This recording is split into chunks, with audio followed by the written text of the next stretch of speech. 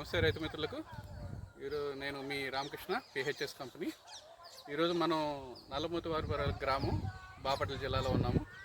ఈ తోట వచ్చేసి నరావుల కార్తిక్ గారి పొలము వచ్చేసి.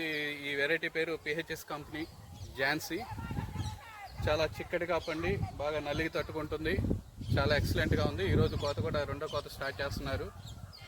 90 సెంట్లకు వచ్చేసి 120 బస్తాల అంచనలో ఉన్నాము. చాలా ఎక్సలెంట్ కాపు, ఎక్కడ ముడత లేకుండా నల్లి లేకుండా. ఒకసారి కాపు చూడండి, దగ్గర చూపించండి. కాపు చూడండి, చాలా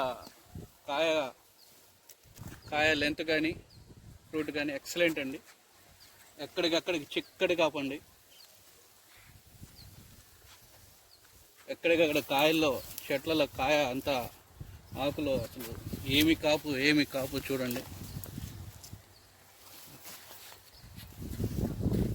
చూడండి కాపు, కాయ అసలు ఇంత గట్టిగా ఇంత స్ట్రాంగ్గా ఉంది. అసలు పిహెచ్ఎస్ వారి ఝాన్సీ అండి. ఇదే కాదు, ఏ సైడ్ చూసినా ఎటు చూసినా కాపు చూడండి. చెట్టుకి కాపు చూడండి. పిహెచ్ఎస్ వారి ఝాన్సీ అండి. పిహెచ్ఎస్ వారి ఝాన్సీ. ఇదిగోండి చూడండి,